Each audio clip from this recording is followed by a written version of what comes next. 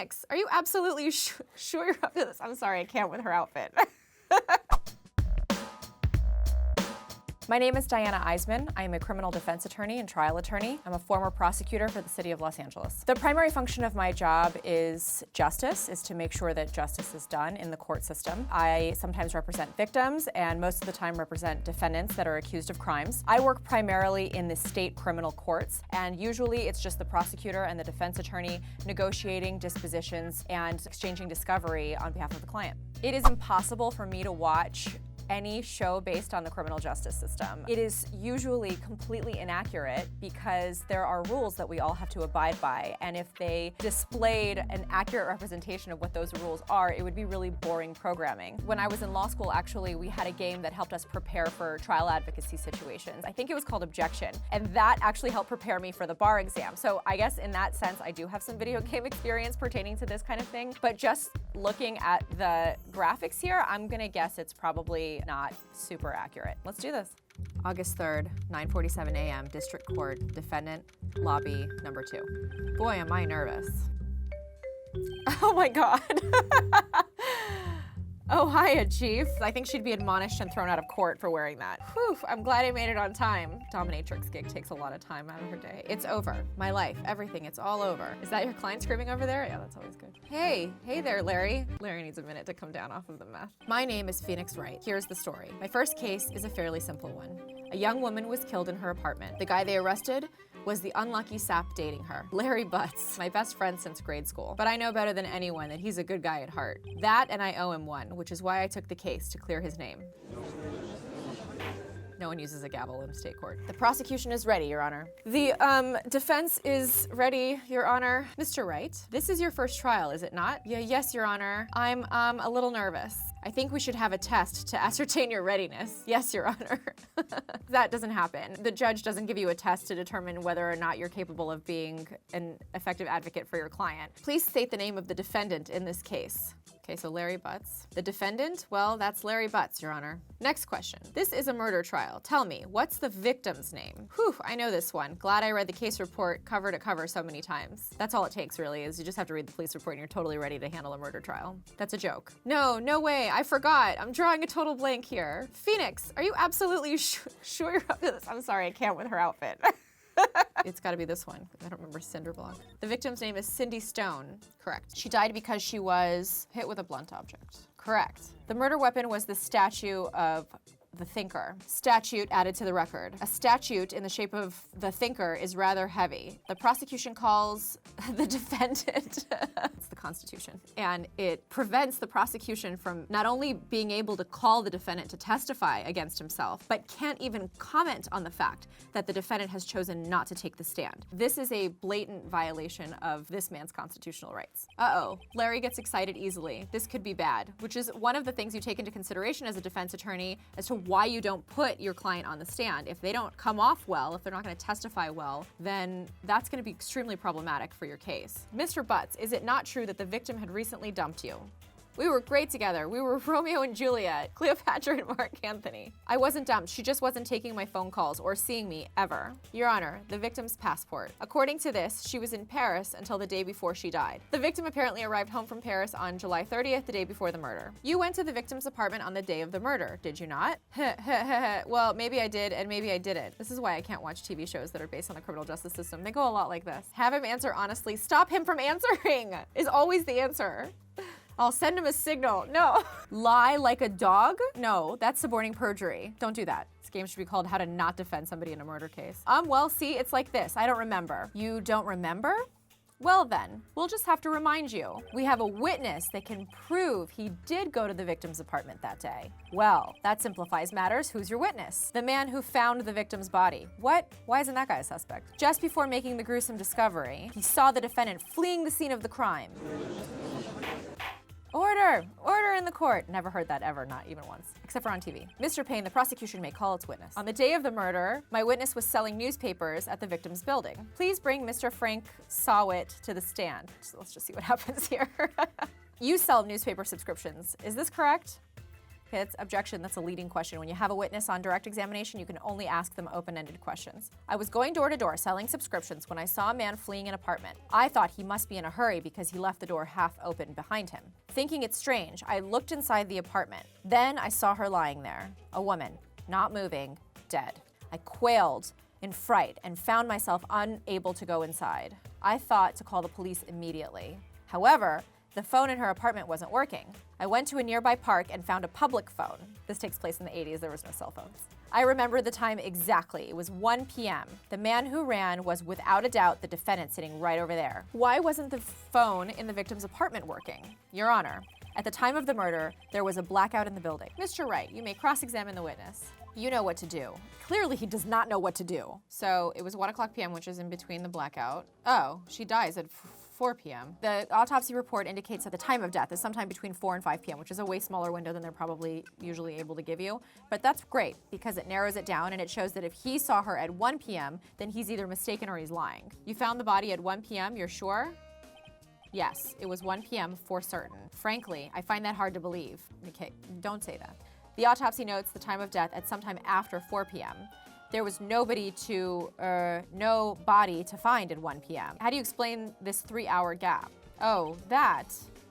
Oh, great job, Wright. Way to put him on the spot. See through one, and their whole story falls apart. That's actually something that was taught to me in trial advocacy as well. The devil is in the details. So when I was a prosecutor and I was conducting cross-examination of eyewitnesses that were testifying on behalf of the defense, they would tell one small lie in some of my cases, and if I just keep unraveling that particular fact pattern, they have to continue lying, and then they eventually will catch themselves in a very obvious lie for the jury, and that will discount all the rest of their testimony. Wait, I remember now. You see, when I found the body, I heard the time.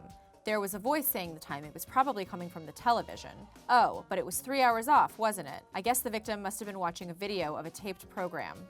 That's why I thought it was 1 p.m. Terribly sorry about the misunderstanding. Notice anything suspicious? Oh, she couldn't have been watching television. It was the electricity was out. You couldn't have heard a television or a video. Do you have an explanation for this, Mr. Sawit? Also, not something that happens during the cross-examination. It would be left to the prosecutor to redirect this witness to explain any inconsistencies. Well, wait, I remember now. Mr. Sawit? The court would prefer to hear an accurate testimony from the very beginning. It would prefer in this murder trial, maybe potentially if you could not lie, that would be really helpful. Let's hear your testimony once more, please. Really, again? Let's do this, sure. Actually, I didn't hear the time, I saw it. There was a table clock in the apartment, wasn't there? Yeah, he's asking himself and answering his own question, in case you were wondering. Yeah, the murder weapon. The killer used it to hit the victim. That must have been what I saw. You saw a clock? I guess that would explain it. Cross-examination, hearing the time. Actually, I didn't hear the time, I saw it. There was a table clock in the apartment, wasn't there? Yeah, the murder weapon that the killer used to hit the victim. That must have been what I saw. It's a statue. Objection! The murder weapon wasn't a clock. It was this statue. Hey, I saw it there, okay? That's a clock. Your Honor, if I may. Everyone's sweating profusely. As the witness stated, this statue is indeed a clock. The neck is a switch. You just tilt it and it says the time out loud. So the murder weapon was a table clock after all. It appears that the witness's testimony was correct. This is a clock. Do you have any problems with his testimony now? Yes, I have problems. The only way he could have known the weapon was a clock is to hold it in his hand. Yet the witness testified that he never entered the apartment. Aha. Indeed. The witness knew it was a clock because he went into the apartment. You were inside of the apartment on the day of the murder. Oh yeah? Prove it. Prove I went in there. I'll do it better than that. I can prove you were the one who killed her. You struck her with the clock, and the shock of the blow triggered the clock's voice. That was the sound you heard. Whoa, what's the meaning of this? That's not a legal objection. This is all baseless conjecture, also not a legal objection. Did you strike the victim with the clock? Look, the clock, I heard, no, I mean, I saw, oh, God, oh, okay. Do you have any evidence? Again, he is not the one that's supposed to bring forth evidence. The sound Mr. Sawit heard was definitely this clock. A fact which is clear if you simply try sounding the clock. Let's sound the clock now here in this court. I asked the court to listen very carefully. I'd like to see the DNA report on the clock. I think it's 8:25. That is certainly a strange way to announce the time. Mr. Payne, can you tell me what time it is now? It's 11:25. As you can see, This clock is exactly 3 hours slow. Precisely the discrepancy between what Mr. Sawit heard and the actual time of death. You forgot one thing! Uh-oh, what's he talking about now? While it may seem like that clock is running 3 hours slow, it proves nothing. How do you know it was running 3 hours slow on the day of the murder? He's right! How am I going to prove that? Damn it! I was so close, and then the burden of proof shifted to the defense and all hell broke loose. Not so fast, Mr. Sawit. Chief. Listen up, Wright. Can you think of a reason as to why the clock would be 3 hours slow? I'm sure there's a reason. Let's see this evidence that proves why the clock was running slow. I'm gonna go with that one, the blackout record. Excuse me, this proves your claim. How? Well, it's a plug-in clock and the power went out. Maybe it was out for 3 hours and now it's, I can't see what that evidence has to do with the clock. Dope, that wasn't it. All right, Mr. Wright. Okay, he's got another chance. Here we go. Is it the passport? The victim got home from Paris. Is there only a 3-hour time change between Paris and here and she took the clock with her to Paris? But yeah, it's gotta be the passport. Let's try that. Take that! The victim had just returned home from abroad the day of the murder. When it's 4 p.m. here, it's 1 a.m. the next day there. The clock wasn't 3 hours slow, it was 9 hours fast. Oh, it didn't specify whether there was an AM or PM component. I would have picked that first. The victim, and why did she take her clock with her to Paris? The victim hadn't reset her clock since returning home, and it was heavy. Do you know how expensive it would be in her luggage to take a heavy statue to Paris? That's why the time you heard when you struck her dead in her apartment was wrong. Proof enough for you, Mr. Sawit? Or should I say, Mr. Did It? Oh my God, what happened? Did he chew a cyanide container? He just foamed at the mouth and then keeled over. Order, order, I say. I have to say, I'm impressed. I don't think I've ever seen someone complete a defense so quickly and find the true culprit at the same time. Yes, it's all of our dream to have it actually go something like this. Thank you, Your Honor. At this point, this is only a formality, but this court finds the defendant, Mr. Larry Butts, not guilty. What are these jurors doing there?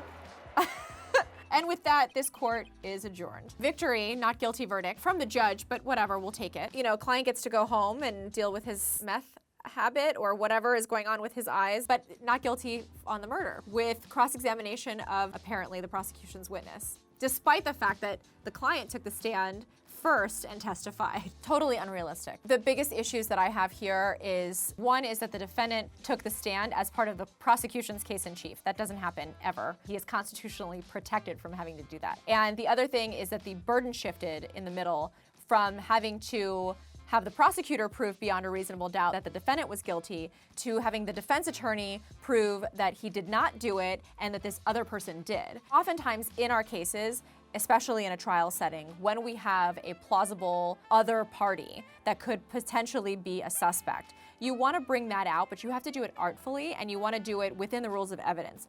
None of the rules of evidence applied in this game. Some of the advice that the dominatrix gave, she says essentially that once you find the lie, it begets more lies. And that's true. If you can exploit the one lie, then it will ultimately unravel and you'll be able to catch the person in a lie, and that will demonstrate that they are an uncredible witness.